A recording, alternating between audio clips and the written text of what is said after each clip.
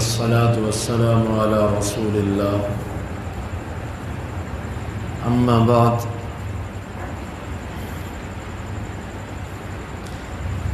اسلام کے اندر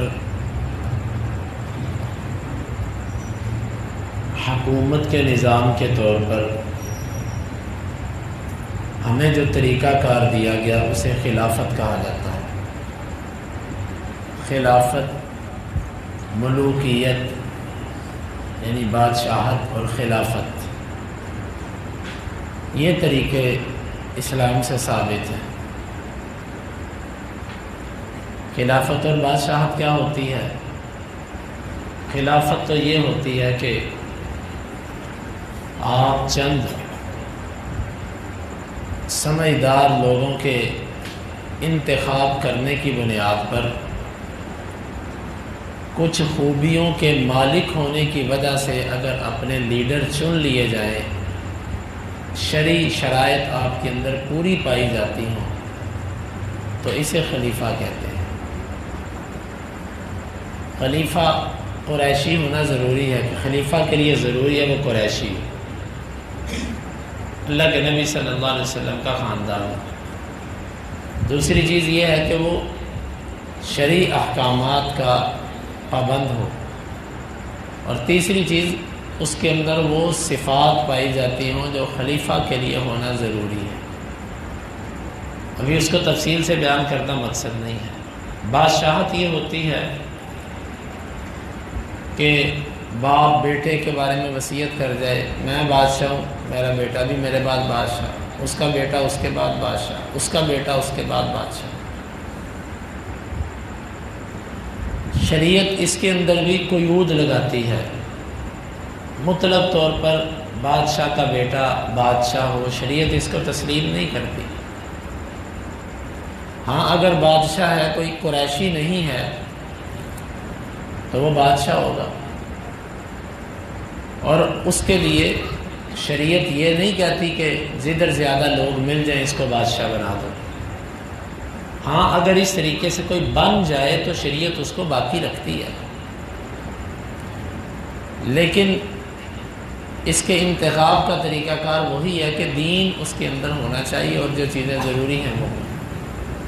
اب یہ دو بندے زندگی بھر بادشاہ رہیں گے، خلیفہ رہیں گے، الا یہ کہ ان میں کوئی کفر بواح واضح طور پر کفر دکھائی دے، یا کوئی ایسی چیز آ جائے کہ جو بالاجماع سارے مسلمان اس کو اپنے لیے مضر سمجھتے ہوں، تو اس کو ہٹایا جا سکتا ہے۔ اب اس کے مقابلے میں جو ہمارے پاس مغرب نظام لے کر آیا وہ جمہوریت کا نظام ہے۔ جمہوریت کا نظام کیا ہے؟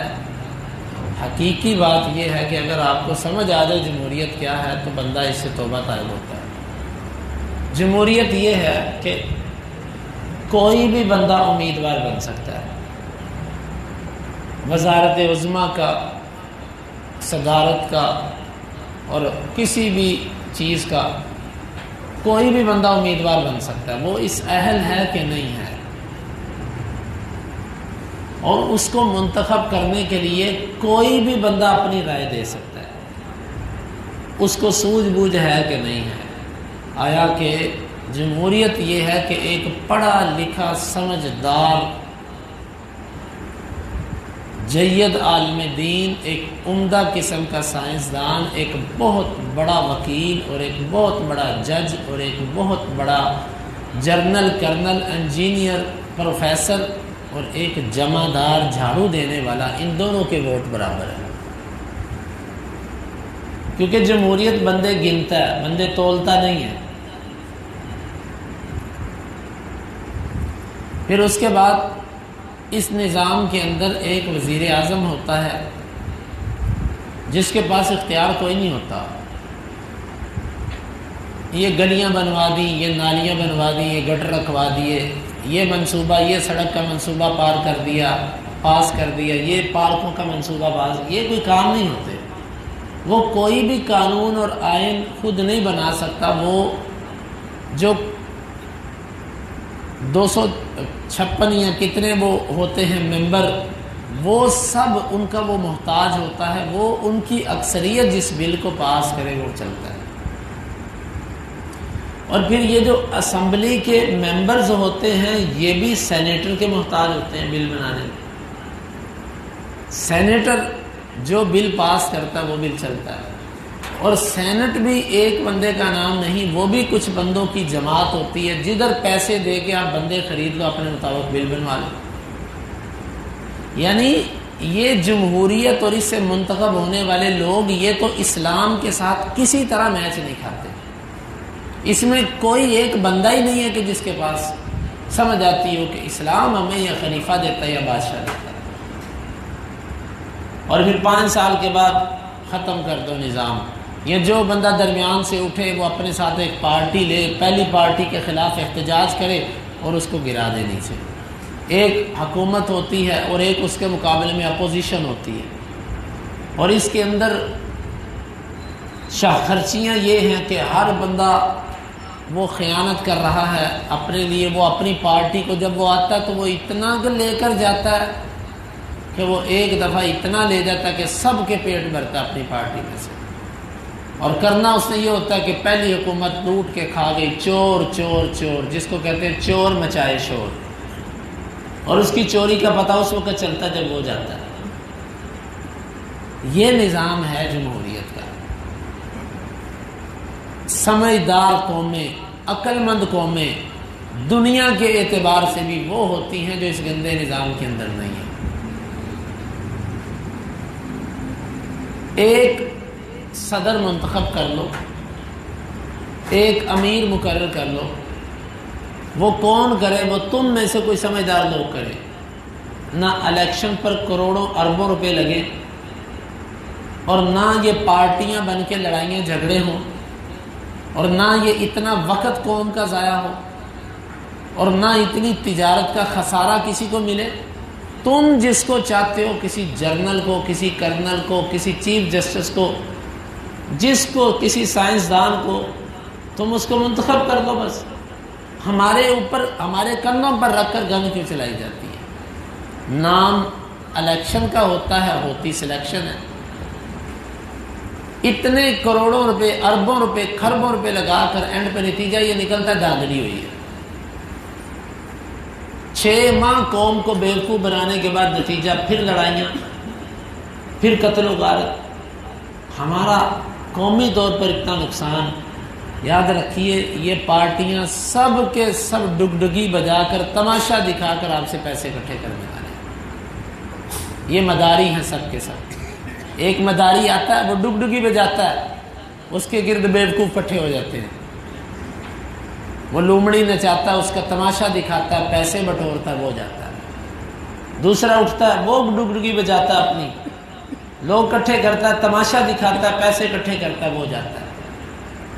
ان جماعتوں میں سے کسی ایک کے ساتھ ملنا یہ کسی سمجھدار آدمی کی نشانی نہیں ہے، نہ وہ دین کے اعتبار سے، نہ وہ دنیا کے اعتبار سے۔ آپ ان کے چند بیانات پر جو ہے نا، منافقانہ پالیسیوں پر، جی اس کا بیان سنا آپ نے، اس نے کیا بیان دیا؟ ہم تو اس نظام سے اکتائے ہوئے ہیں۔ ہم یہ چاہتے ہیں کہ اللہ کرے خلافت آئے۔ تم خلافت نہیں لانا چاہتے، تم بادشاہت لے آؤ۔ تم بادشاہت نہیں لانا چاہتے، یقین مانیے آپ شاید کہتے ہو کہ یہ کیا باتیں ہیں، یہ صدارتی نظام پھر بہتر ہے اس جمہوری نظام سے۔ ادھر یہ پارٹیوں کی ڈرامے بازیاں اور یہ ممبرز کا بلیک میل کرنا کہ جی میں پھر اس علاقے میں یہ کر دوں گا، میری سیٹ چلی جائے گی، یہ بلیک میلنگ تو نہیں ہے اس میں۔ اس کے پاس پاور تو ہے کام کرنے کی۔ ہاں ٹھیک ہے، وہ فاسق و فاجر ہے، انہوں نے ملک کے نقصانات کیے ہوں گے، تو کون سا جمہوری حکمران گزرا جس نے نقصان نہیں کیا؟